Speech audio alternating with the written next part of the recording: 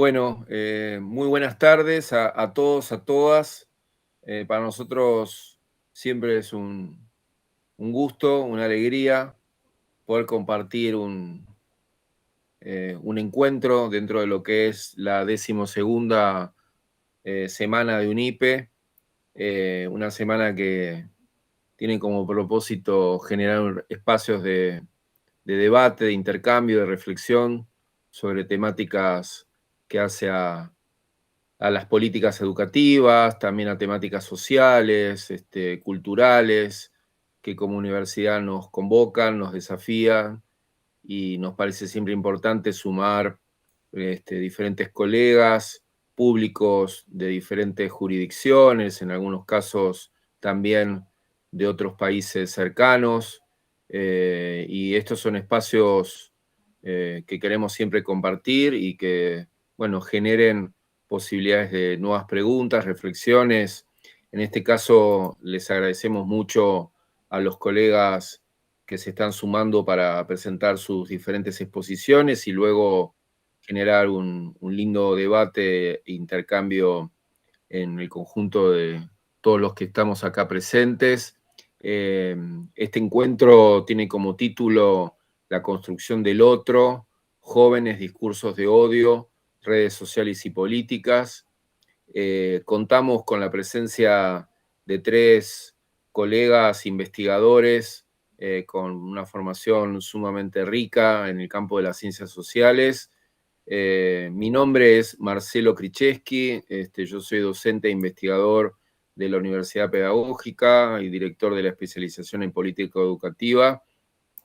Y esta iniciativa, junto con otras, la estamos desarrollando en el marco también de acuerdos con la maestría en educación y también en el trabajo dentro de lo que es la Secretaría de Posgrado. Contamos en este momento con la participación de Micaela Cuesta, que es doctora en Ciencias Sociales por la Universidad de Buenos Aires, magíster en Comunicación y Cultura y licenciada en Sociología por la misma universidad. Desarrolla sus actividades de docencia e investigación en la Escuela de Humanidades y en la Escuela IDAES de la Universidad de San Martín. Es coordinadora del Laboratorio de Estudios sobre Democracia y Autoritarismo, LEDA, Lectura Mundi, y directora del programa Lectura Mundi.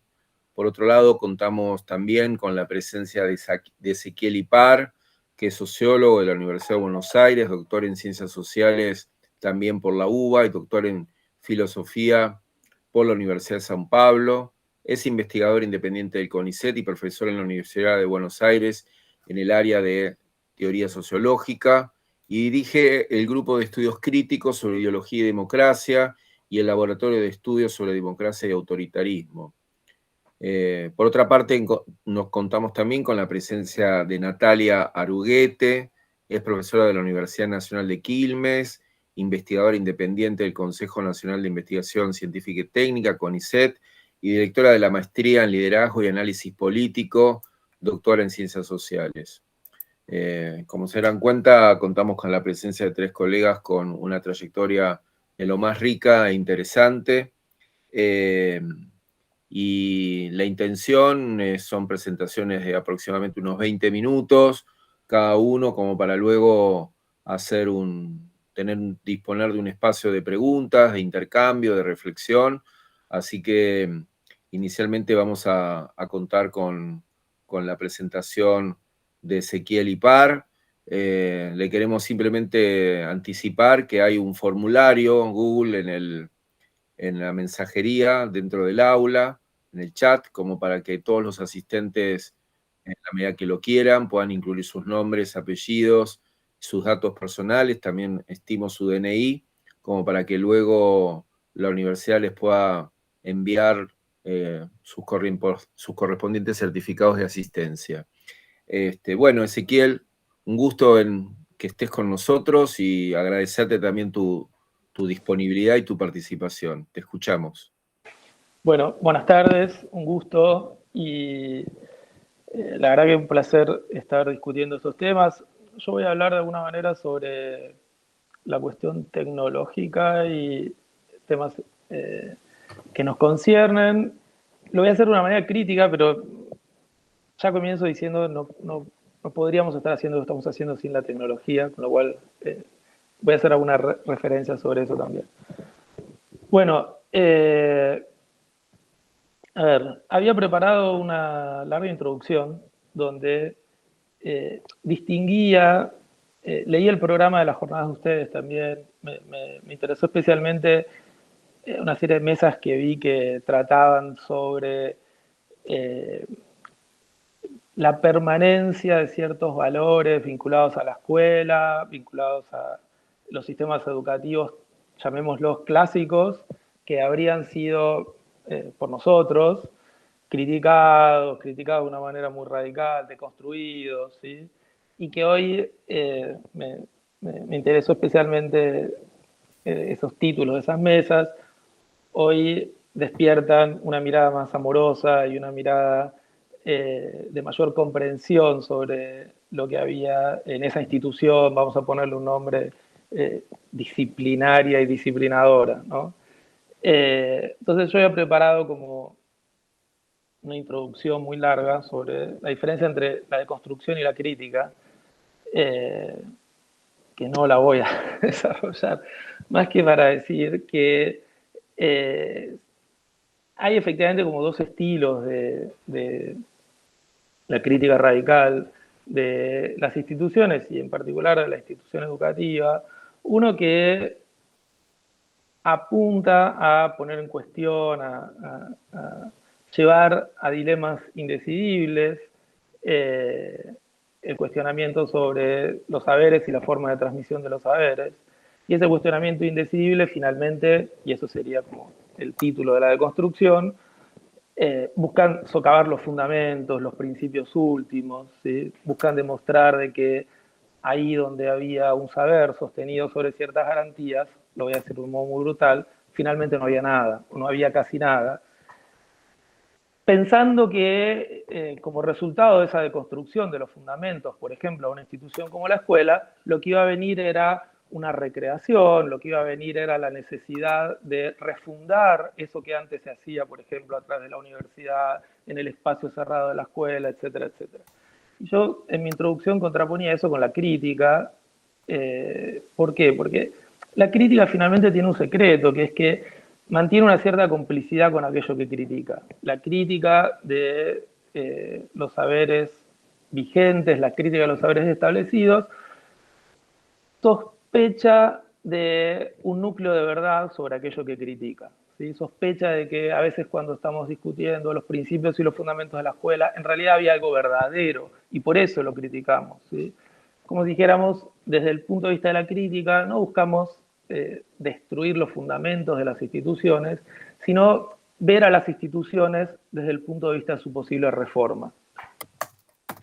Y es un poquito de esa mirada la que me gustaba traer también a propósito de estos temas que ustedes planteaban, jóvenes, sistema educativo, redes sociales y discursos de odio.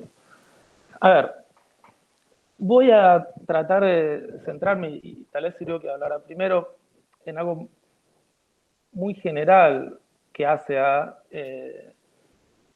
el dispositivo de las redes sociales intercediendo en los sistemas educativos, que es el uso de las tecnologías digitales. ¿Sí? Antes de hablar entonces de las redes sociales en particular, me gustaba hacer alguna reflexión sobre la inscripción de las tecnologías digitales en el proceso educativo. Y ahí uno tiene la sospecha de que las tecnologías digitales nos enfrentan a un abismo bastante real, quiero decir, no filosófico, pero sí de destrucción del sistema educativo de las sociedades modernas tal como lo conocimos hasta acá. ¿Sí? Hay como una impresión contemporánea de que no por el resultado de una crítica radical, sino por el propio desarrollo de determinadas tecnologías, hay algo así como los fundamentos de qué se trata la autoridad de los docentes en la escuela, cuál es la dignidad y cuál es la perspectiva del estudiante delante de la autoridad de los docentes, cómo participa la comunidad dentro del proceso educativo, cuáles son los tiempos, ¿sí? Los tiempos de eso que llamamos procesos de aprendizaje, la práctica y el ensayo, ¿sí? Como procesos complejos, pero también procesos complejos de disciplinamiento, pero también de ejercicio de la autonomía subjetiva, ¿sí?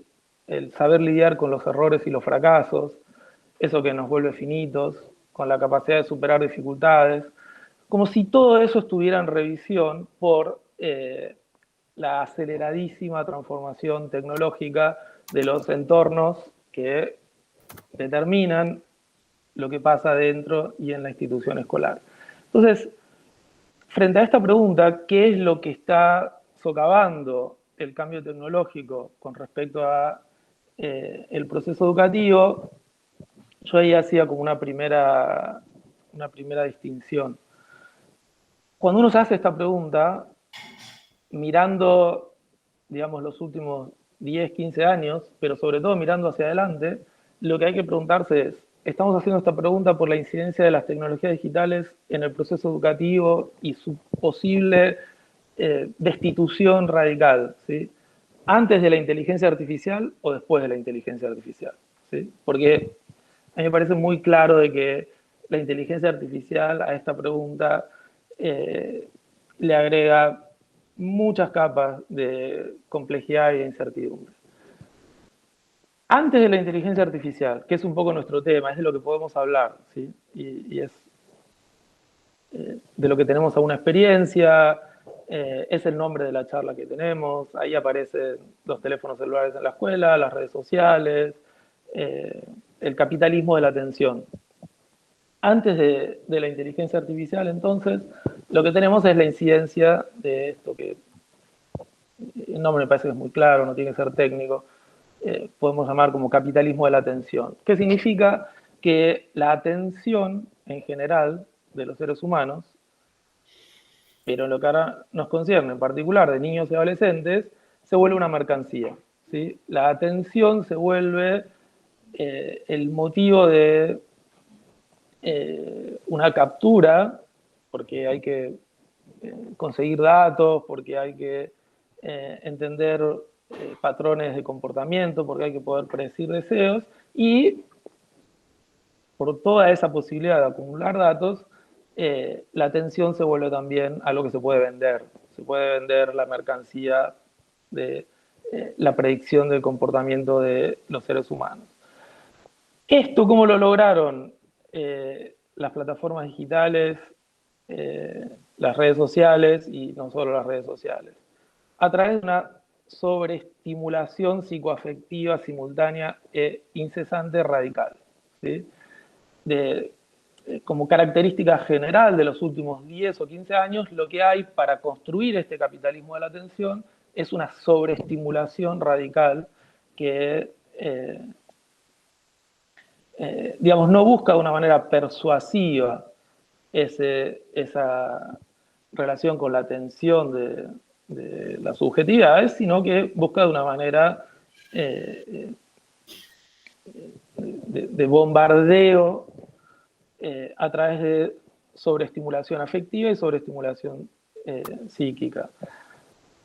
Ahí, ¿qué es lo que está relativamente estudiado? Hay documentación y uno puede citar el trabajo de este psicólogo social Jonathan Haidt sobre la generación perdida, discutible, si quieren después lo discutimos, pero hay evidencia, ¿sí? Hay evidencia de que esta sobreestimulación produjo, para decirlo suavemente, intensificación o directamente nuevas patologías en los niños y los adolescentes. Las más notables son todas las que tienen que ver con la pérdida de la atención o la capacidad de concentrarse, la creciente dificultad para resolver problemas de una manera autónoma y no solo problemas que surgen de contenido de aprendizaje, sino también problemas para concentrarse en la actividad de jugar o problemas para concentrarse en la actividad de intercambiar con pares de una manera cara a cara. Aparecen patologías como el FOMO, Fear of Missing Out, ¿sí? Eh, eh, el miedo a estar perdiéndose de algo todo el tiempo. Y la característica, digamos, el resultado psicológico de esas patologías, el fenómeno, el síntoma, es un incremento notable de la ansiedad como estado normal de la vida de niños y adolescentes. ¿Sí? Hay estudios que muestran de que los niveles de estrés de un niño y de un adolescente contemporáneo se parecen a los de una persona que está en la edad laboral, con muchas responsabilidades, con sobrecarga de tareas, etc. Niños entonces que tienen el estrés de un adulto y acarrean ese estrés de un adulto como parte de su vida normal. Hay también dificultad para establecer contextos interactivos adecuados para realizar aprendizajes, y acá viene un punto que es especialmente importante para el tema de nuestra mesa, que es esto que las tecnologías digitales le hicieron, o el modo en el que hicieron sobre niños y adolescentes, también, quiero decirlo de una manera prudente, ¿sí? Pero también afectó los contextos de experiencias de la alteridad, los contextos en los cuales los niños y adolescentes experimentan las relaciones interhumanas con los otros, los contextos en los cuales hacen la experiencia cara a cara del otro, los contextos en los cuales experimentan la realidad de otra subjetividad, pero, para nuestro tema, también la realidad de las reglas morales que regulan esa relación con la otra subjetividad. Hay una afectación, uno podría decir un socavamiento del saber sedimentado sobre reglas morales, y también hay un socavamiento del saber reflexionado sobre reglas morales. Esto es de vital importancia para lo que nos queremos plantear cuando después pensamos el tema de los discursos de odio, porque lo que uno podría decir es que las tecnologías digitales que conocimos hasta acá, lo que socavaron fue la experiencia, la experimentación, el saber sobre la vulnerabilidad de los otros. Las redes sociales, uno podría decir, consolidaron una barrera con respecto a esa existencia del otro como alguien vulnerable. ¿Sí? Eso tiene diferentes dispositivos y diferentes motivos. Pero por ahora lo dejo por acá. Yo quería plantear ahora el otro escenario. ¿Qué va a pasar con alguna de las cosas que yo voy a glosar al final solo como preguntas? Pero ¿qué va a pasar con estas transformaciones delante de la inteligencia artificial? ¿Sí? O sea, cuando vemos lo que la inteligencia artificial le va a hacer a todo lo que ya está afectado, transformado por la digitalización. Lo mínimo que podemos decir sobre la inteligencia artificial es que vamos a pasar de un capitalismo de la atención a un capitalismo de la gran sustitución. La inteligencia artificial no viene a competir por la atención de los niños y adolescentes. Muchos procesos de experimentación, de aprendizaje, muchos procesos cognitivos, la inteligencia artificial los viene a sustituir. ¿Sí? No se trata ya de competir por la atención, sino de sustituir la actividad que circula en estas redes y en estas tecnologías de interacción. Entonces, acá viene como una serie de preguntas. ¿Qué va a pasar con las instituciones educativas, qué va a pasar con el lenguaje, qué va a pasar con las relaciones de confianza y de autoridad, qué va a pasar con los procesos de construcción y adquisición de conocimientos, habilidades, etcétera, etcétera, pero también el asunto que yo planteaba antes, qué va a avanzar con los aprendizajes de reglas morales, con algunos posibles eventuales desarrollos de la incidencia de la inteligencia artificial sobre el sistema educativo en un sentido amplio de nuestras sociedades. Me parece que hay una infinidad de interrogantes que hay que empezar a hacérselos antes de que tengamos un resultado como el que tuvimos con la digitalización y las redes sociales. Entonces, yo para cumplir un poco esta primera ronda termino con 3 o 4 preguntas. Y la primera pregunta es bien pragmática. La primera pregunta se puede anunciar así. ¿Fue una buena idea? Y me refiero a una buena idea para la educación, para los jóvenes, para los docentes, para la comunidad, permitir el acceso al sistema educativo y a las aulas de dispositivos de teléfonos móviles conectados a Internet y a las redes sociales de manera sistemática y permanente. Es decir, fue una buena idea que niños y adolescentes fueran a la escuela con teléfonos celulares, con todo el sistema de sobreestimulación, con todas las redes de control y bombardeo por capturar su atención que tenían esos dispositivos tecnológicos. Mi segunda pregunta es, y de vuelta me estoy refiriendo solo a cambios tecnológicos previos a la inteligencia artificial, ¿cómo se compara la fuerza de las empresas tecnológicas de la comunicación digital con la fuerza del discurso de los docentes, las instituciones educativas y la comunidad escolar? Acá hay un punto. Muchas de estas tecnologías, desde la experiencia docente se puede decir, tensionan, lesionan la práctica pedagógica, ¿sí? Y como si eso fuera un resultado no buscado, como si la competencia por la atención de los niños y los adolescentes fuera un acaso de ese encuentro entre el teléfono celular, su tecnología y la institución escolar. A mí me parece que es bastante claro de que, y no estoy hablando todavía de las empresas, pero la tecnología de los dispositivos móviles, de sobreestimulación psicoafectiva, están diseñadas para eso, están diseñadas para conquistar la atención, para vencer cualquier resistencia, inclusive la resistencia de la curiosidad o el interés que podrían tener niños y adolescentes en otro tipo de ofertas simbólicas, ¿sí? ¿Con esto qué quiero decir? Antes de reflexionar o antes de mirar críticamente la incidencia de las redes sociales, me parece que ya hay una cuestión sobre la propia tecnología de la comunicación digital como una tecnología que está preparada para afectar negativamente las prácticas educativas. Y mi última pregunta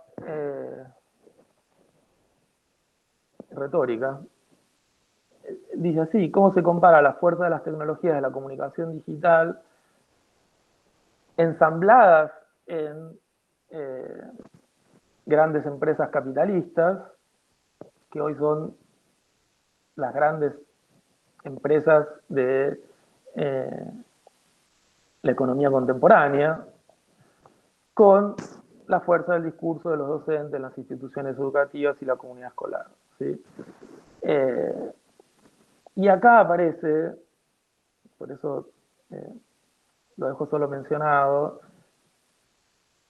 el tema de que a la afectación que podíamos ver en el uso genérico de la tecnología de la comunicación digital sobre niños y adolescentes, lo que se le agregó es el cebo, la carnada, que encontraron ahora las empresas que lograron monopolizar y por eso construir un capitalismo de la atención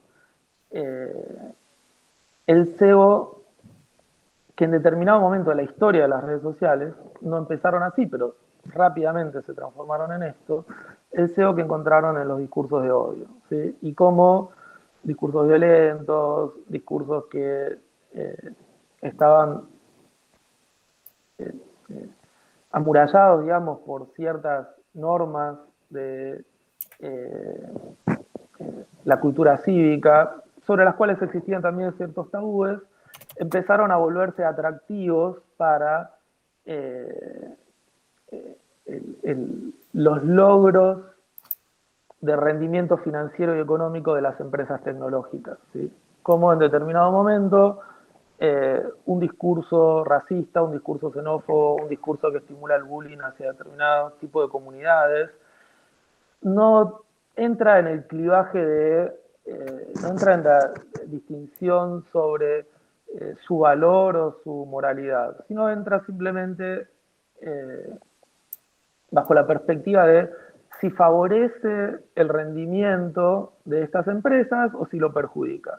Y si lo favorece, y entonces si un discurso de odio se vuelve un medio adecuado para tener comunidades más grandes, tener comunidades que interactúen más, tener comunidades por lo menos que tengan más commitment dentro de la propia plataforma, ese discurso de odio se va a volver una mercancía más y se va a volver un canal de rendimiento más. Me parece que digamos, era el problema que teníamos hace 4 o 5 años. Eh, eh, Redes sociales masivamente volcadas sobre la financiarización de discursos de odio y esto teniendo un impacto especialmente severo sobre niños, adolescentes, afectando el proceso educativo de una manera muy severa y muy importante. Bueno, si les parece, yo termino por acá, así cumplo mis 20 minutos. Y en todo Bueno, caso, Ezequiel, muchísimas gracias. Tuviste con una muy buena duración de tiempo, así que te agradecemos también el tiempo que le dedicaste. Ahora nos eh, vamos a escucharla a Micaela Cuesta. Ya la presentamos hace un ratito, así que te damos la palabra, Micaela, y nuevamente también agradecerte tu tiempo, tu disponibilidad, tus ganas de sumarte a este espacio de UNIPE, así que muchísimas gracias. No, muchas gracias a ustedes por esta invitación, a Adrián, a Marcelo y a todos los que organizaron estos encuentros. Yo no voy a hablar tanto de los niños y de la adolescencia, ni del modo en que las tecnologías, las redes sociales y ahora la inteligencia artificial afecta ese proceso educativo, pedagógico, sino más de los jóvenes. Y voy a hacer foco en los resultados de una investigación que es relativamente reciente, que hicimos en conjunto con ELA, que es una ONG que se dedica, digamos, a estudios vinculados a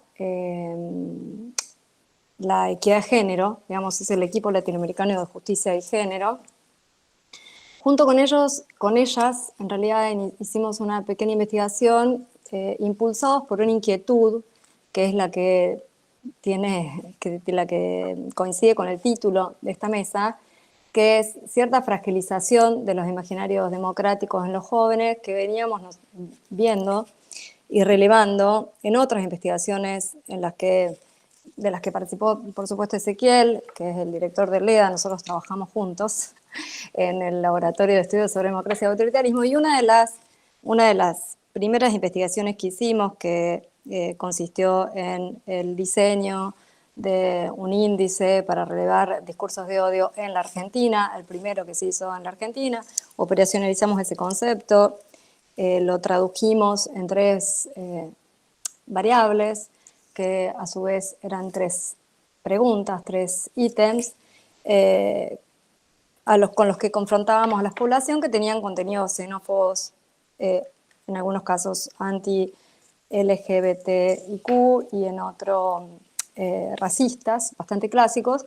Y los primeros resultados nos sorprendieron mucho y nos alarmaron, sobre todo porque nos hablaban de una adhesión alta hacia el 2020, 2021, una adhesión muy alta en la sociedad argentina a esas discursividades violentas.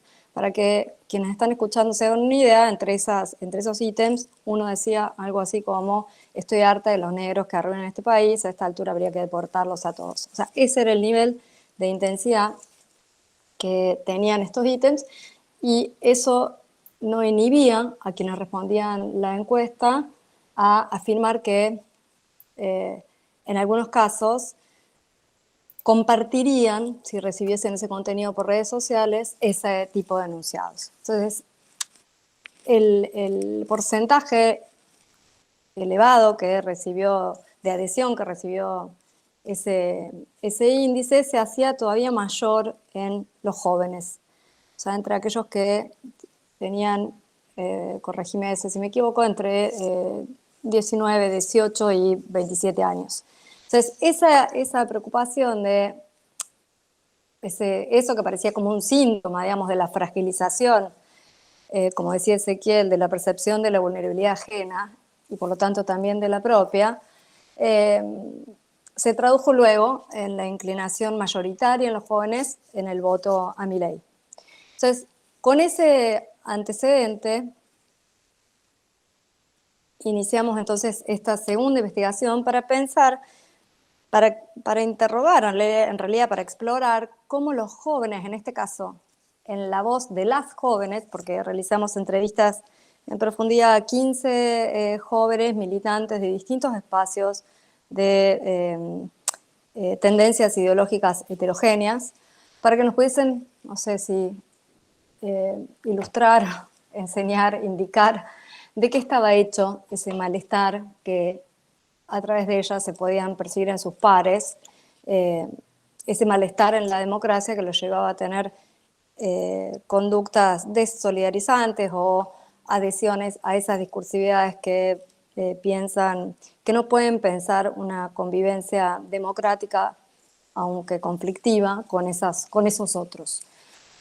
Esta larga introducción es solo para compartir entonces, y ahora sí les voy a compartir pantalla por una cuestión para tardar menos tiempo del que tardaría de no compartirla, para que ustedes también acompañen con la lectura algunas de esos, ahí voy, ahí lo ven, algunos de estos resultados. Se ve, ¿no es cierto? Yo no lo estoy viendo ahora, así que No, me se está avisan cualquier viendo. cosa. Ahí ¿no se está viendo o sí? Sí, se está viendo. Uno simplemente lo tiene que Ah, ok, agrandar un poco con la perfecto. lupita nada más, pero se está viendo. Bien, entonces de esta investigación participamos Ramiro Parodi, Sol Gui, Nicolás Del Cop, Jair Arce y ¿quién les habla? Como les contaba, realizamos 15 entrevistas en profundidad a distintas mujeres jóvenes. Nos importaba especialmente esa perspectiva de género para interrogar lo otro que surgía en nuestros estudios, que es un relativo sesgo de género en la adhesión a ideologías antidemocráticas. Entonces, construimos una pauta que tenía distintos bloques de preguntas, entre los que estaban también el modo en que estas jóvenes militantes se vinculaban con las redes sociales, que no es algo en lo que voy a profundizar hoy. Me gustaría quedarme tan solo en esta primera parte para pensar de qué está hecho ese malestar en la democracia que nos había alarmado, digamos, en 2021 o en 2020 para esta generación. Entonces, cuando analizamos esos materiales, advertimos que al menos hay 3 componentes, según estas entrevistadas, que forman parte de ese malestar. El primero es una crisis de representatividad muy fuerte de los partidos políticos tradicionales, algo que quizás no es nuevo, pero que se habría acelerado y que tendría que ver con una suerte de desconexión intergeneracional en la que probablemente puede intervenir, como también antes de algún modo refería Ezequiel, la aceleración inédita en términos tecnológicos que se ha dado en los últimos quizás 10 años, pero muy particularmente después de la pandemia, que deja efectivamente, agranda la brecha entre generaciones, porque lo que mutan esas tecnologías son las experiencias de esos sujetos y también sus sensibilidades. Pero también esa crisis de representatividad parecía vinculada a la percepción de peleas internas dentro de los partidos políticos tradicionales que olvidaban el sentido último de la política, que para muchas de estas entrevistadas tenía que ver con la transformación de las realidades de injusticia y de desigualdad que cada una desde su espacio combatía, y por último con malos usos de esas y malos hábitos de las organizaciones políticas de las que estas mismas militantes formaban parte. O sea, estamos hablando de que uno de los componentes más importantes de la crisis o del malestar en la democracia es, aún en sujetos jóvenes, mujeres, militantes, esa suerte de desencuentro con sus propios referentes, de sus propios espacios de militancia. O sea, si esto ocurre dentro de esas que tienen un compromiso muy alto, imaginemos que puede suceder con aquellos que están un poco más alejados de estas prácticas. El segundo componente sí es una crisis, una despolitización creciente. Algunos la asociaban, algunas de las entrevistadas la asociaban a lo que inaugura la dictadura cívico-militar, que es fundamentalmente el mandato de no meterse en política o el temor a ser dañado, perseguido, damnificado si uno se mete en política, pero también con una experiencia más próxima de decepción y por lo tanto desesperanza o desconfianza de todo lo que tuviera que ver con la política. De hecho, uno de los principales obstáculos a vencer, según estas entrevistadas, para acercarse a concepciones más democráticas y menos odiantes, aunque esta oposición es un poco tramposa, era el prejuicio antipolítico que veían expandido entre buena parte de su generación.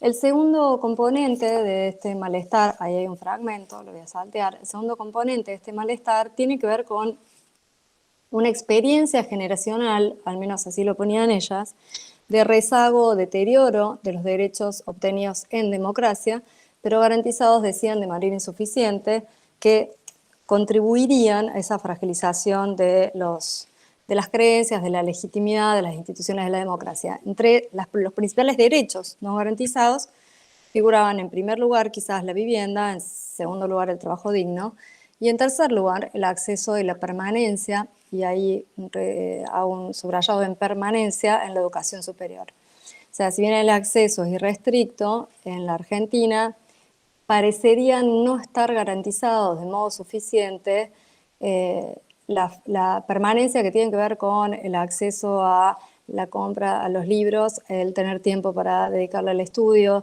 el tener becas para dedicarle al estudio cuando uno está en la universidad, ¿no?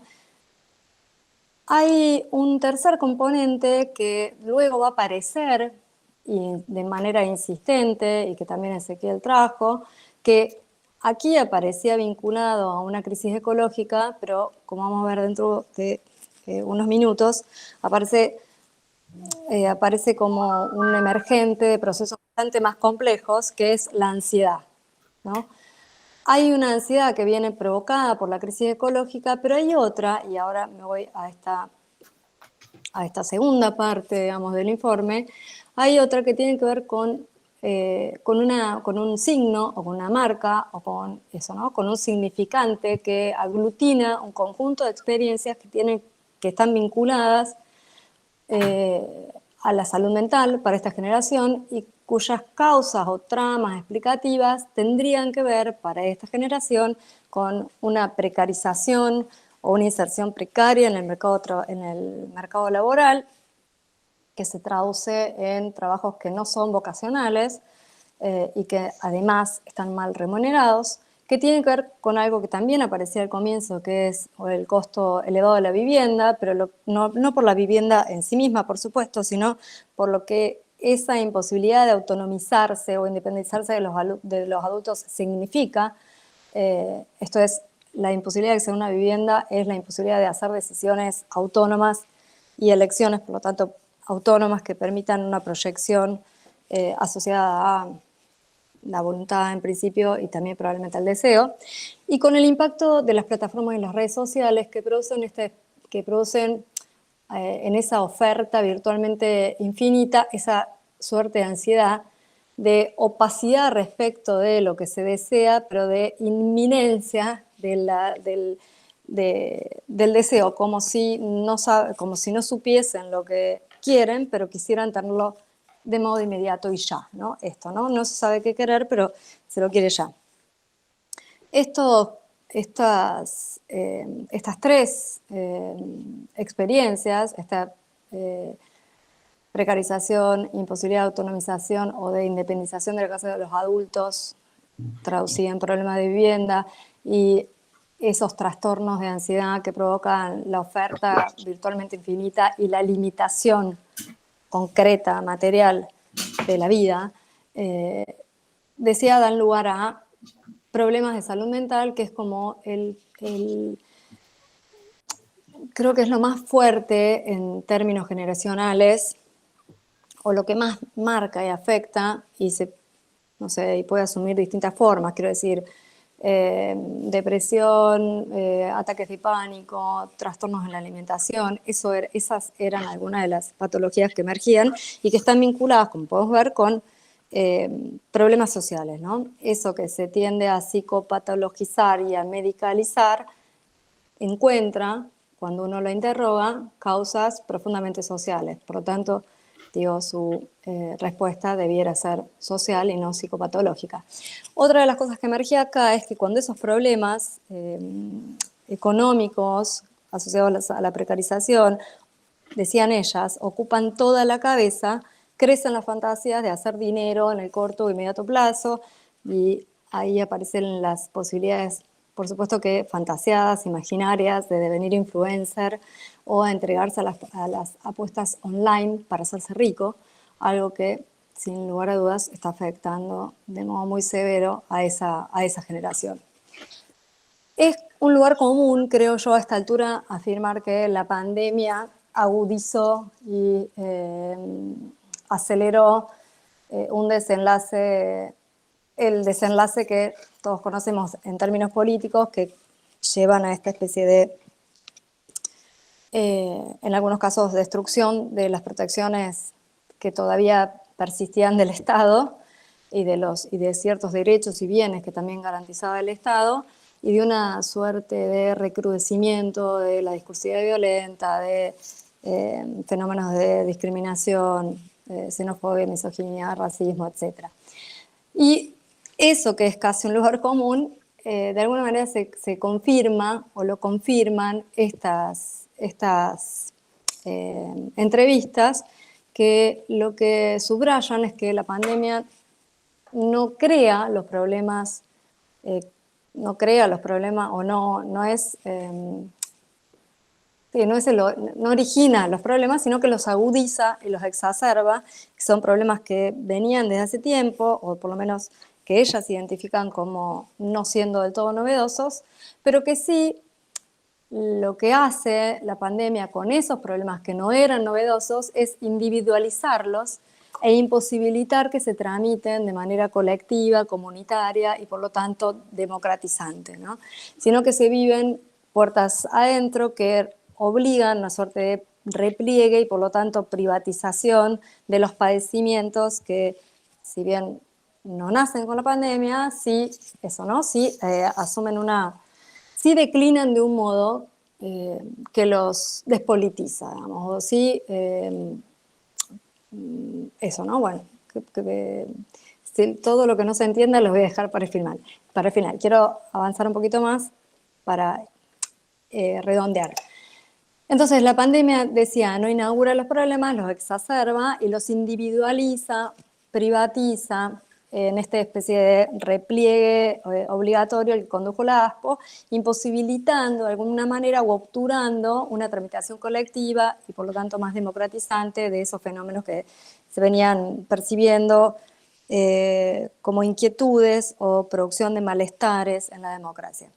Esta generación sí reconoce cierto resentimiento asociado a la sensación de una suerte de pérdida de momentos significativos de la vida de esos que entonces eran adolescentes, que estaban transitando en algunos casos los primeros, en otros los últimos años de su secundaria, perdiéndose luego rituales de pasaje de los que podría echarse mano para explicar ese enojo con quienes de alguna manera los habrían encerrado, y pongo todo esto entre comillas porque forma parte como de los discursos que circularon en ese momento, y por lo tanto el voto hacia un outsider podía ser decodificado como eso, ¿no? Como una respuesta, como una suerte de venganza de aquellos que habían sido encerrados por el oficialismo.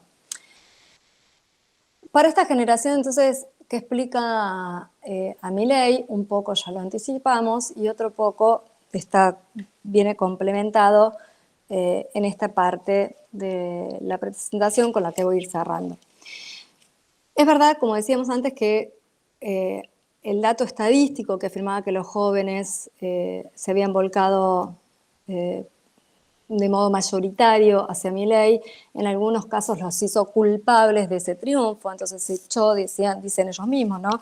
Nos responsabilizaron de que Milei hubiese ganado, y de esa manera, decían nuestras entrevistadas, los adultos se desresponsabilizaron de los problemas no resueltos por la democracia y de las falencias del sistema, que son falencias propias también del sistema capitalista en general, y no reflexionaron sobre esas falencias y sobre esas fallas de ese modelo que no nace con Milei y que tiene varios años, ¿no? Uno podría decir, se inicia con el golpe cívico-militar en Chile del 73, se continúa aquí y tiene distintos periodos de recrudecimiento y de retroceso, pero en definitiva fue moldeando sensibilidades y subjetividades que pueden explicar quizás de mejor modo lo que sucede hoy que esta responsabilización de una generación. Entre esas falencias, estas jóvenes destacaban el descontento en general de los trabajadores.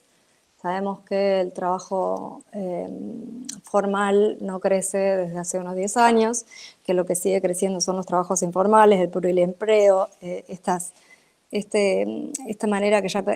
formas del emprendedurismo que ya perdieron el encanto que alguna vez tuvieron y que producen más resentimiento y frustración que realización. Una especie de desencanto con los referentes de los trabajadores, con los sindicalistas, así lo ponían ellas, malas decisiones tomadas durante los gobiernos democráticos anteriores, en fin, dificultades económicas, formas de precarización, agotamiento, hartazgo, y por último, crisis de representatividad de los partidos políticos tradicionales que volvían sin duda muy atractiva la opción de un outsider, como se presentó Milei y como era Milei, ¿no? Porque ha habido otros intentos de construirse como un outsider, no solo en Argentina, sino de las derechas latinoamericanas, formando parte del sistema político desde hace muchos años. Estoy pensando en Bolsonaro, pero también de alguna manera en el propio Mauricio Macri, ¿no? Que también se presentó en su momento como un outsider, aun cuando no lo era tanto. Acá para los que les interese esto, está publicado, igual está publicado su versión más amplia. Quisimos revisar con estas mujeres, jóvenes, militantes de distintos espacios, la hipótesis del backlash, que es otra de las hipótesis que circuló en los medios académicos probablemente, pero tal vez no solo, que explicaba el ascenso de las derechas por una especie de exceso de reivindicaciones del feminismo, de la marea feminista, es como la versión local de la culpa del wokismo en la era Trump. Y acá es interesante porque en general las entrevistadas rechazaban esta interpretación por considerarla parte de la misma narrativa que el feminismo combate, o sea, parte de la narrativa machista que no hace más que eso, ¿no? Culpabilizar a las mujeres y a sus conquistas, y yo agregaría a sus magras conquistas por el triunfo de la derecha. La juzgaban simplificadora, en el sentido que negaba un vínculo histórico entre capitalismo y patriarcado, y un número muy menor de entrevistadas consideraba que era verosímil en la medida en que los extremos, como dice ahí, se atraen. Entonces, un extremo, comillas, ¿no? El extremo feminista, en términos revolucionarios de radicalización, se parecía bastante al extremo de una radicalización de derecha o patriarcal. Ahora sí prometo que termino con dos consideraciones. Una es, más que el backlash, lo que para estas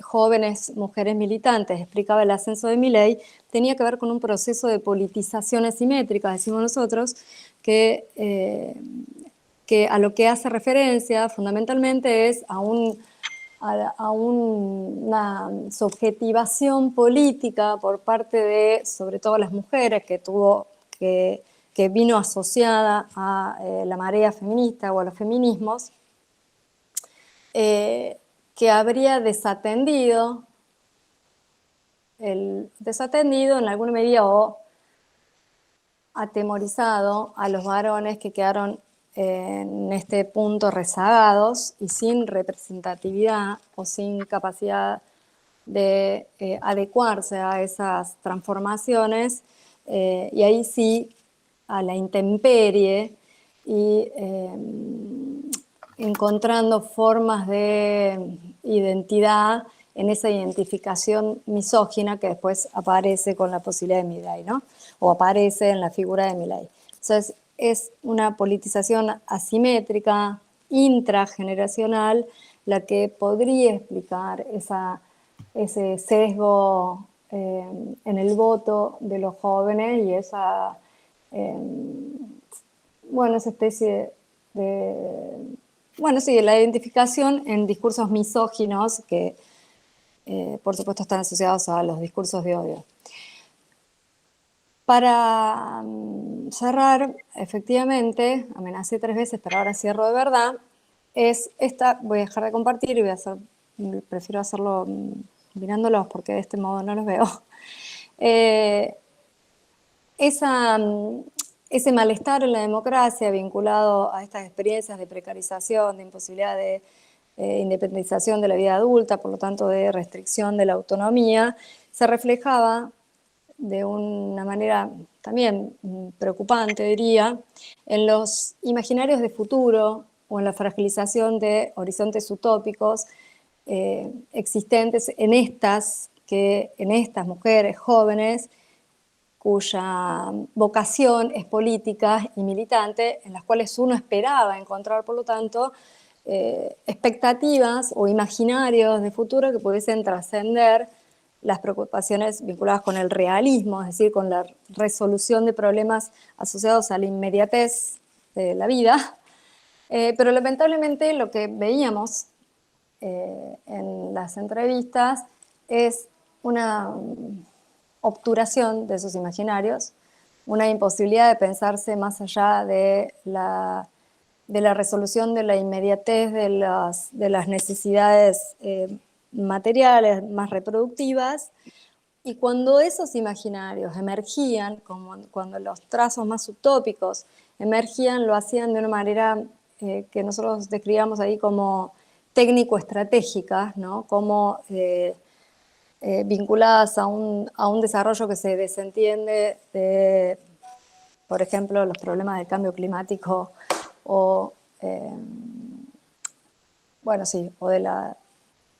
de la brecha metabólica que existe actualmente, o bien, y ahí sí también era sintomático, la única capaz de enunciar ese imaginario utópico era llamativamente una militante de la Libertad Avanza, ¿no? La única que se animaba a enunciar eso en términos positivos de aunque sean familiaristas, digamos, de una vida feliz, amorosa, bueno, ¿no? Es uno de estos personajes que entrevistamos. Bueno, me quedo a disposición para cualquier ampliación o pregunta o comentario y les agradezco la paciencia y la escucha. Bueno, muchísimas gracias, Micaela. Sumamente interesante la investigación que pudiste presentar, en la que trabajaste también junto con Ezequiel, así que bueno, hay un montón de preguntas, agradecimientos en el chat, que seguramente todos y todas están leyendo. Ahora vamos a presentar a Natalia Aruguete. Les vamos a decir que las presentaciones tratamos que sean de no más de 20 minutos. Son las 7 de la tarde y queremos, por lo pronto, tratar de dejar unos 10 minutos en lo posible para construir un par de preguntas o reflexiones, dado que 7:30 tendríamos que estar cerrando. Natalia, agradecerte mucho tu presencia, tu compromiso, tu disponibilidad para compartir este espacio con nosotros, así que bueno, te escuchamos. Bueno, gracias por la invitación. Voy a ser súper breve. Yo quiero, y además un poco me disculpo, porque mi presentación no tiene que ver con los jóvenes. Me da tranquilidad que Ezequiel hizo un excelente marco teórico. Entonces esos paraguas a veces nos cobijan y como uno queda última y dice yo presento un caso, quedó tal Ezequiel me cubrió las espaldas con eso. Y lo hizo además muy didácticamente y que además Mica hizo un buen puente hacia donde voy yo, que es una cosa un poco más encriptada, bueno, lo que me suele pasar. Así que voy a ser breve, les quiero contar un caso muy puntual. ¿Y por qué traigo este caso aquí? Primero porque es súper reciente, porque pudimos con unos colegas que trabajan en la consultora de inteligencia analítica, pudimos reconstruir el caso y poder ver un caso de operación de desinformación hecha con inteligencia artificial, que para mí tuvo, o sea, no es una cosa contrafáctica, pero para mí tuvo impacto en las decisiones electorales, sobre todo porque se encuadra en lo que se llama opposition research, que es cómo se dan intervenciones de este tipo poco tiempo antes del momento de los comicios, que es un tipo de actividad muy frecuente. Y me interesa mostrar, estoy en la dimensión adulta, ¿no? Pero me interesa mostrar cómo una intervención de este tipo tiene capacidad, más allá de generar un daño en el adversario, que es lo que solemos analizar cuando analizamos desinformación, cómo tienen capacidad de alterar la agenda, ¿no? Y alterar la agenda minutos antes de una decisión de estas características, la pienso incluso como proyección para sectores más vulnerables a creer en información que circula y que se consume incidentalmente con menos barreras de resistencia cognitiva. Voy a ir como rápidamente a ese caso, porque no quería pasar por otros lados, pero no voy a hacer a tiempo. No sé si se llega a ver, bien, sí, más o menos, ¿no? ¿Se ve? Sí, se ve, se ve. El caso que quiero mostrar es lo que todos conocemos como el video fake de Mauricio Macri, pero a lo que me quiero referir es a cómo eso que todos identificamos como ese video de Mauricio Macri dando de baja la candidatura de su candidata Silvia Lospenato, en realidad fue una saga. Entonces, una primera cuestión que me interesa mencionar es cómo cuando pasan este tipo de cuestiones se arman storytellings que necesitan de distintas piezas, y cuando se tiene que coordinar este tipo de operaciones es necesario también pensar en qué horarios se lanzan las distintas piezas, quiénes las lanzan y considerando cuáles son las redes comunitarias en el ecosistema digital. En este caso, lo que me aboca a analizar es la red social X. Entonces, fíjense que cómo se arma esta saga, a las 7 de la tarde, 7:07, se lanza el video de Macri. Luego hay otro posteo que es una falsa confirmación de esto, donde se postea supuestamente digamos, de una cuenta que alude a que esto fue cubierto por La Nación Más, una hora y media más tarde. Luego hay un supuesto posteo de una cuenta fake que alude a la justicia electoral de Cava, que no es tal cuenta, donde lo que se dice es que como hubo intervenciones de dirigentes del PRO desmintiendo lo del video, que había una suspensión de la candidatura porque se estaba violando la veda. Luego se filtra un audio de Silvia Los Penato, también hecho con inteligencia artificial, donde supuestamente ella decía que Macri la había como ninguneado y que no le había dado el apoyo que necesitaba para esta campaña, y finalmente está el video hecho con IA por Los Penato, digamos, donde habla Los Penato, y probablemente también ese se haya visto. ¿Cuál es la otra dimensión de una campaña orquestada de estas características? No solamente el relato, no solamente la historia que se construye, sino además cómo se conectan diferentes cuentas influyentes para alcanzar un alto nivel de visualización. Lo que tenemos acá, dentro de lo que fue la viralización del sábado, es cómo esta cuenta, este posteo es levantado por distintas cuentas de militantes digitales de libertarios, como también es levantado por tuiteros pro, viejos tuiteros pro, influencers también, como es levantado por María Eugenia Vidal, y como es levantado también por tuiteros peronistas.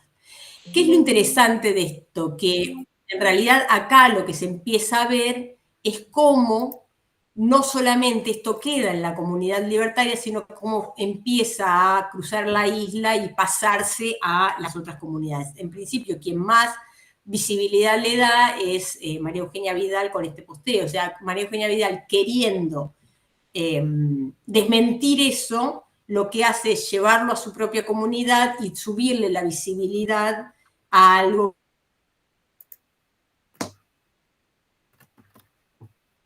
Un poco como también una de las cuestiones que se busca cuando se hace una campaña de estas características.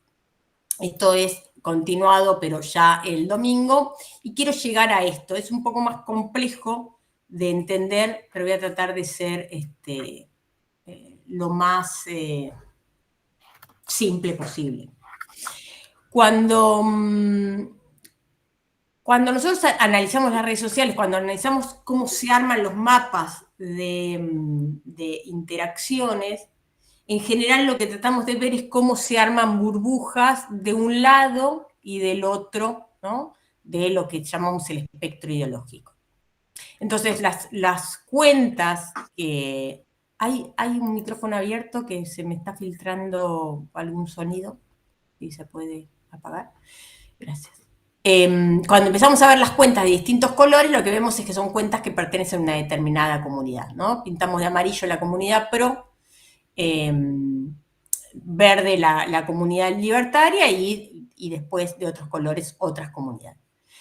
Entonces, como algo que empieza a compartirse, estos son los primeros 10 tweets que se comparten, tenemos acá un tweet de la comunidad pro y el resto de los tweets de la comunidad libertaria, pero luego cuando seguimos avanzando y vemos cómo se dan los primeros 60 tweets, vemos que hay fundamentalmente posteos compartidos por cuentas libertarias y empiezan a aparecer las cuentas pro, a participar de esta conversación. Lo interesante de esto es que la pregunta es cómo participan estas cuentas pro, y lo cierto es que lo que logran los libertarios es cambiarles la agenda a las cuentas pro, porque tienen que salir en un marco que no definen a defenderse de una campaña negativa de estas características. Entonces, en lugar de estar insistiendo en su propuesta programática a horas de los comicios, tiene que estar defendiéndose de una situación de desinformación. Esto es una de las principales objetivos de una campaña de desinformación, es lograr cambiarle la agenda al adversario y someterlo a la agenda propia. Y esta es la última, con esto cierro, esta es la última captura que hacemos de los primeros casi 300 tweets. Esto ya es domingo del día siguiente, y fíjense cómo se va agrandando los posteos de las cuentas pro, que nuevamente, en el marco de una campaña de desinformación impuesta por los libertarios, lo que hacen es desviarle la agenda, pensando en que en realidad lo que necesitaba, o sea, a quien verdadera, más allá de que la Libertad Avanza dijera esto es algo contra el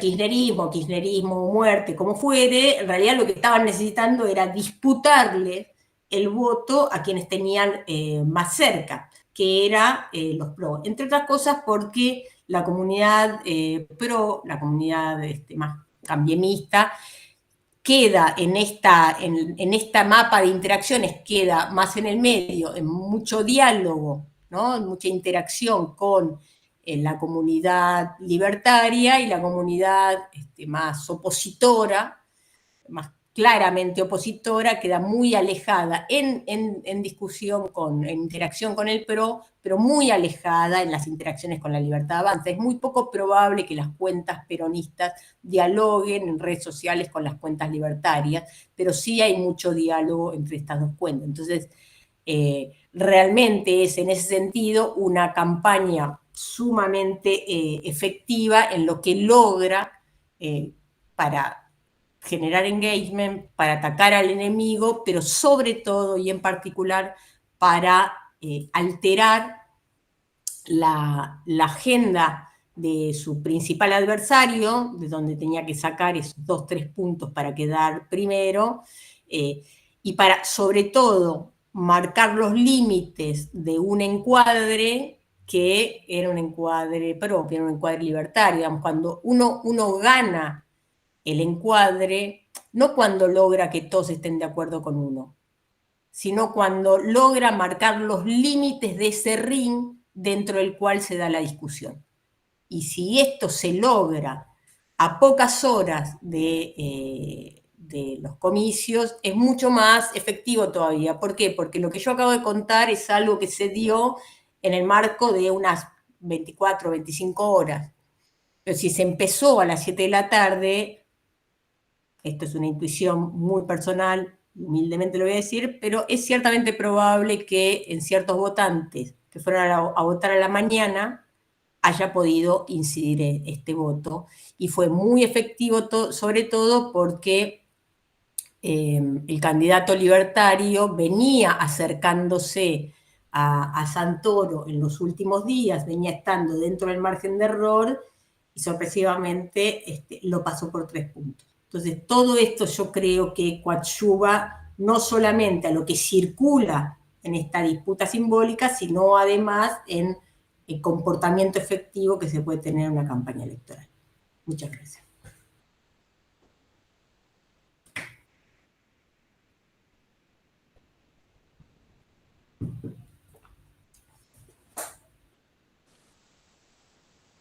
Estás muteado, Marcelo, ¿no? Estaba muteado, perdón.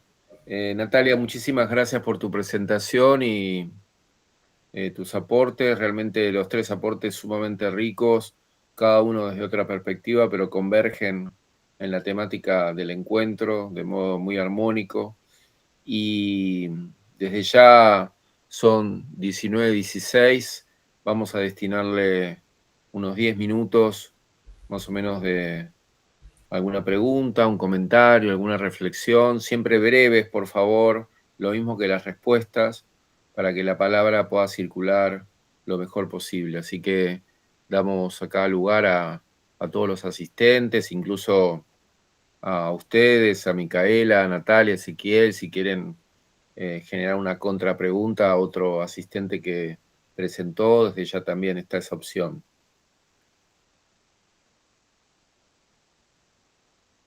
Siempre el primero cuesta, ¿no? Así que bueno.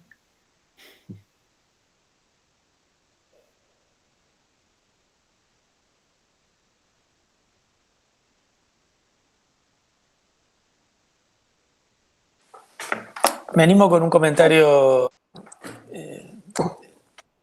alusivo simplemente, pero cuando miraba los gráficos de Natalia, la dinámica de ese proceso, que en este caso es la escena de la política, son todas personas adultas, etc. Se los dejo vuelta como pregunta de interrogante retórico. Imagínense eso como una escena de bullying en un colegio, imagínense eso como una escena de asedio a determinado grupo de personas y dentro de la institución escolar, imagínense eso. Los grafiquitos encima parece que como que cobran vida en la dinámica.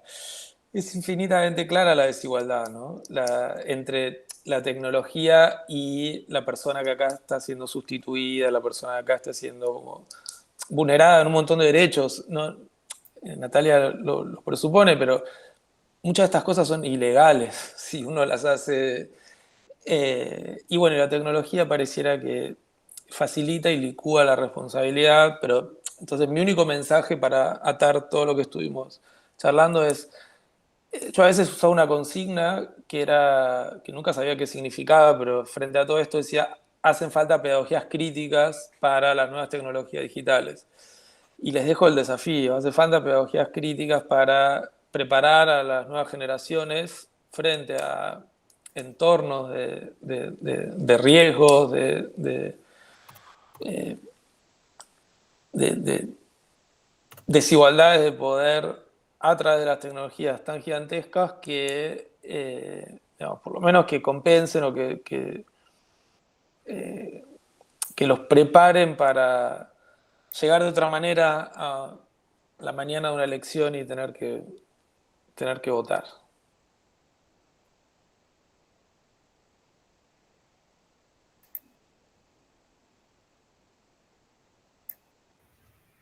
Marcelo, ahí levantó la mano Claudia Festa. Sí. ¿Qué tal? Buenas tardes, muchas gracias a todos, a todas.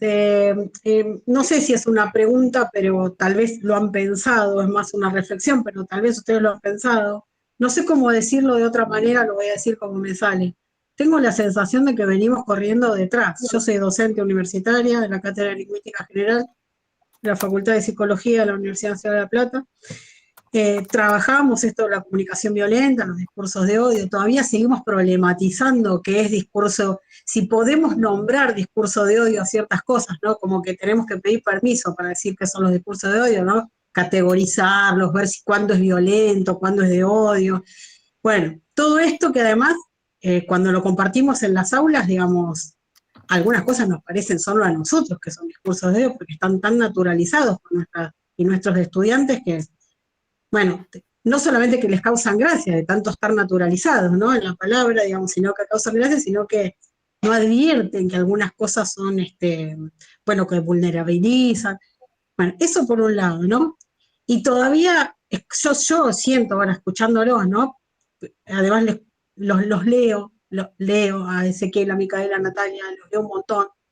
Todavía buscando cómo hacer caber a Benveniste en esto como que de la enunciación en las redes, o sea, tengo un esfuerzo intelectual que uno hace, pero siento que siempre vengo corriendo de atrás, ¿no es cierto? Digamos que cuando llego a meter a Benveniste en esta enunciación múltiple del yo, de los discursos, digamos, pierdo a los estudiantes en el aula, digamos, ¿no? Los pierdo de problematizar, porque bueno, pasa esto que decía Ezequiel, algunos están apostando, digo, estudiantes universitarios, segundo año de la universidad, otros estudiantes no pueden leer el contexto, esto político, ¿no? No pueden leer en el contexto, quedó como la dictadura, quedó re atrás. Digo, estoy hablando de estudiantes que tienen 19 años, ni hablar en las oposiciones, ¿no? Que también vienen corriendo de atrás, porque cuando estamos diciendo esto del desempleo, de lo que significa no poder tener una vivienda, digamos, bueno, entonces me quedo como con esto. No tengo una mirada desesperanzadora, porque si no,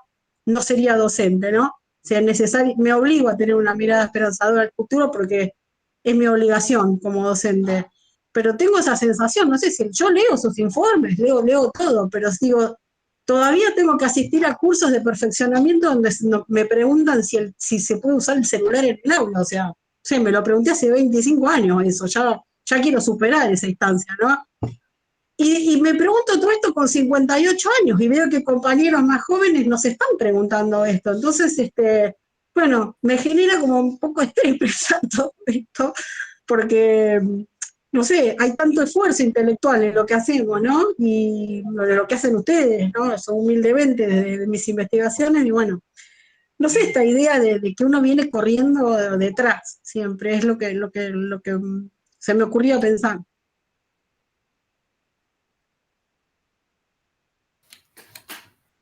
Bueno, antes que nada me voy a presentar y les voy a saludar. Soy Adrián Canelotto, gracias a Ezequiel, a Natalia, a Micaela por estar.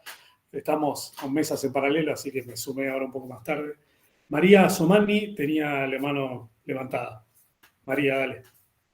Ay, hola, ¿qué tal? Bueno, muchísimas gracias, la verdad que divina la mesa. Me quedo más preocupada que antes y también un poco, ¿qué hacemos ante esto? Porque lo de la pedagogía crítica coincido, pero da la sensación de que no alcanza.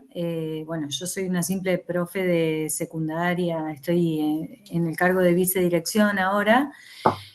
Y la verdad que, digamos, tomando en cuenta que tenemos en el gobierno un topo que viene a destruir el Estado, siempre, bueno, por la edad que tengo también, siempre creo en el Estado protector.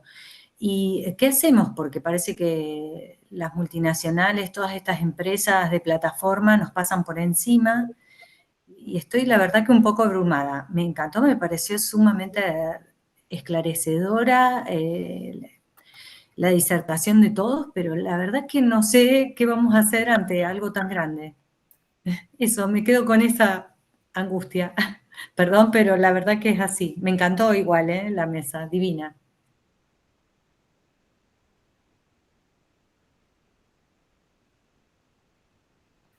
Bueno, la Yo pregunta solo voy es a... fácil, así que digan ustedes lo que quieran.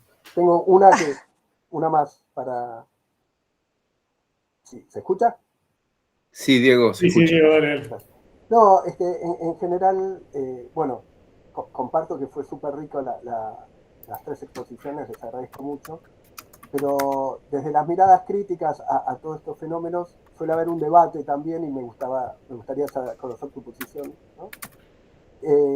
Por un lado hay todo un sector que clama, digamos, regulaciones y punitivismo, y otro que apunta a formación, digamos, de consumos críticos, ¿no? Como algo, como si fueran contrapuestos.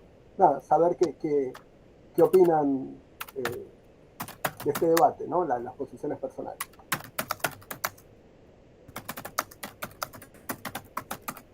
Bueno, intervengo muy brevemente para decir que, la pregunta ¿por qué hacemos? Es la que nos atraviesa de alguna manera a todos, al igual que la angustia ante esta situación.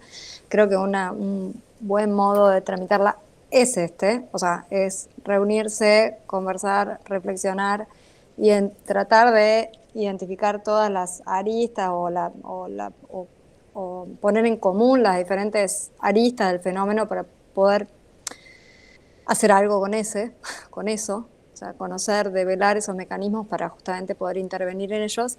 Creo que la respuesta como sociedad civil es esa, o sea, como docentes, investigadores, no tenemos un rol menor que hacer en los espacios que ocupamos. Creo que el espacio del aula, de la dirección de una escuela, de la universidad, son espacios muy sensibles que todavía pueden producir modificaciones en ciertas fibras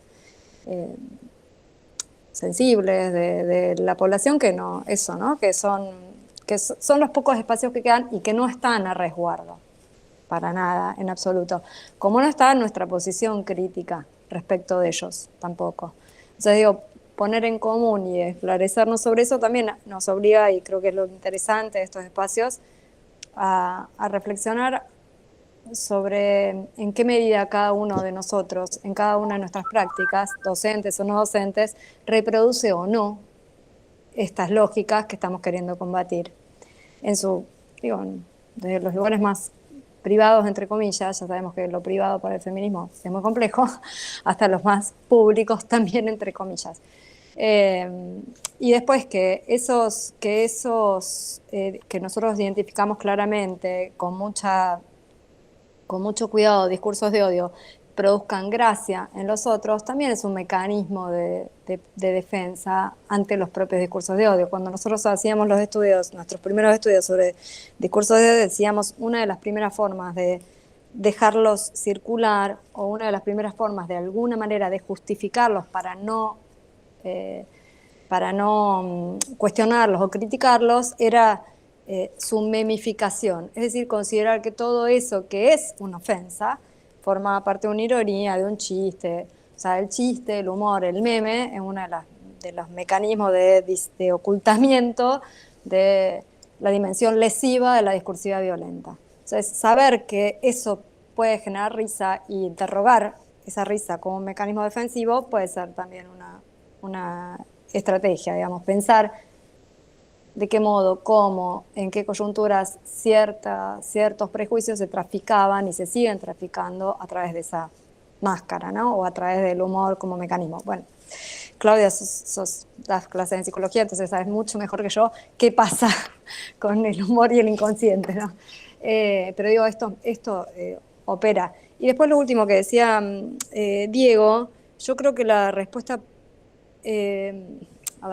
la respuesta regulacionista no tiene que ser necesariamente punitiva. Creo que el punitivismo forma parte del problema del discurso de odio, no de la solución del discurso de odio. Que una respuesta más democrática a la generalización de esa discursividad violenta debería resistir la respuesta punitiva.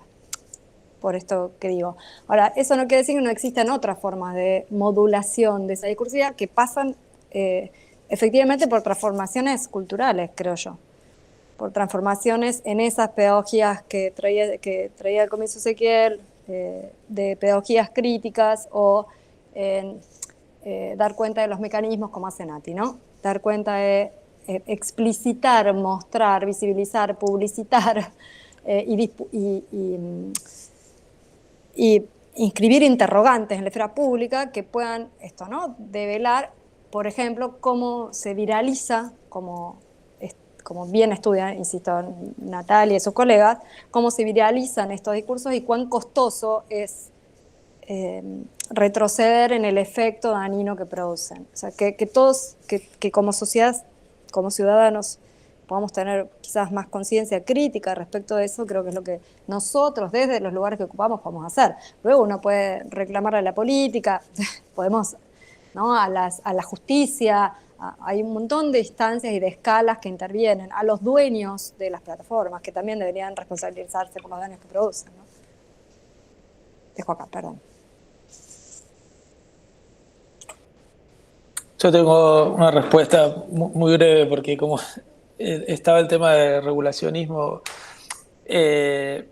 a ver, yo creo que hay que ser regulacionista y punitivo con las empresas, claramente. O sea, hay códigos de seguridad que no se están cumpliendo, hay responsabilidades sobre... fíjense, el caso que menciona Natalia son responsabilidades sobre derechos políticos, derechos políticos del candidato, derechos políticos de los ciudadanos que se están violentando de una manera ostensible. Entonces, con las empresas, regulación y punitivismo. Después, el tema son los usuarios. Ahí sí cambia completamente, hay que dividir esa... en el caso de los usuarios, lo que hay que informar es que muchas de estas tecnologías que parecen inofensivas son cebos. La carnada también parece atractiva hasta que uno la muerde y se da cuenta que está siendo presa de... entonces son cebos que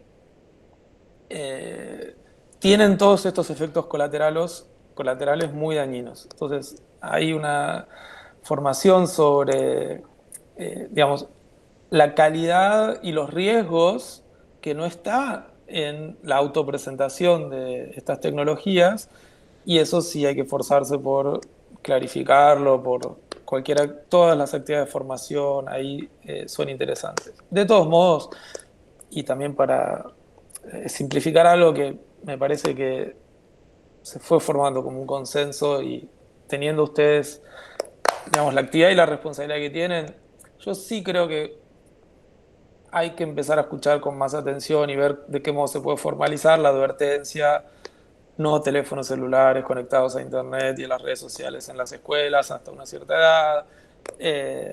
Concientizar sobre que la inteligencia artificial, en el caso de la sustitución de identidad, está llena de problemas, llena de problemas. Ustedes saben que hay un adolescente en Mendoza que tiene una causa penal por delitos graves que se cometen. Y me imagino que todos vieron la película, la serie esa que a mí me pareció extraordinaria, la serie inglesa sobre... Entonces, hay que prender una prudente advertencia en los usuarios, hay que hacer todas las actividades de formación que se puedan hacer. Y después, esta sería mi última propuesta, hay que investigar otros usos de estas tecnologías, que en muchos casos implican otras tecnologías, digamos, que tienen muchas particularidades, que son desarrollos específicos. Voy a mencionar solo un ejemplo. Uno habla de uso de la inteligencia artificial para la matemática, por ejemplo. Y uno dice, bueno, le pregunto al ChatGPT. Hay inteligencias artificiales especialmente diseñadas para pedagogías en el aprendizaje de la matemática que son extraordinarias. Lo primero que hacen es desconectan de la sobreestimulación a los estudiantes, tienen una lógica de interacción que es completamente distinta al ChatGPT, no tiene alucinaciones en ninguna prueba de matemática, están calibradas. Entonces, acá sí hay otro desafío. Hay que investigar estas tecnologías también. Hay que investigar las alternativas, hay que investigar las modulaciones, hay que ser como un catador, ¿no? Como una especie de tener una curaduría, y me parece que ese es otro gran desafío, poder entrar a investigar potencialidades también de tecnologías que sean en paralelo, no en el genérico de tecnología, que mi temor es que terminen siendo utilizadas solo por las élites socioeconómicas. O sea, que solo las élites socioeconómicas tengan acceso a, comillas, los buenos usos de la inteligencia artificial, y el resto de la población quede en lo que va a ofrecer ChatGPT de acá en adelante.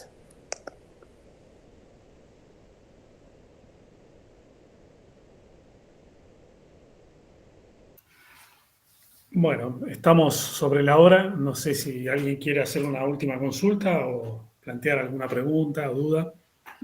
Si no, concluimos aquí. Lo estoy reemplazando un poco también a Marcelo, que se tenía que retirar. Estamos todos así con múltiples cosas. Agradecerle a Ezequiel, a Micaela y a Natalia. Los tres no nos conocíamos, aceptaron el desafío de estar acá en la Semana UNIPE. Con problemas que muchas veces exceden lo pedagógico, pero que para la pedagogía, para quienes están frente a alumnos o dirigiendo una escuela o una universidad, son muy importantes, y a veces no tenemos un conocimiento pleno y no sabemos cómo abordarlo. Bueno, un poco lo que surgió acá. Ayer estuvimos en una mesa sobre inteligencia artificial y se planteaba algo bastante parecido, en el sentido de la importancia de, saber en qué consiste, cómo funciona. Parece muy elemental, pero por ahí se parte, y lo que se hace un poco también, Ezequiel, vos acá recién, al final, ¿no? Uno puede terminar en la regulación, pero antes tiene que entender de qué se trata, qué es lo que está pasando. Ser capaz de comprender eso ya es un paso, y hacer comprender a los chicos eso también es parte de lo que nos toca en esta época, ¿no? Bueno, gracias a todos. Gracias, Diego, que está por ahí, Diego Rosenberg. Muchas gracias. A Claudia. Un gusto. Gracias a todos y bueno, nos seguimos viendo. Esto queda colgado en el canal de YouTube de la MIPE, así que se puede volver a ver y las veces que haga falta. Gracias. Gracias a todos. Gracias. Buenas noches. Chao, un placer. Adiós. Chao.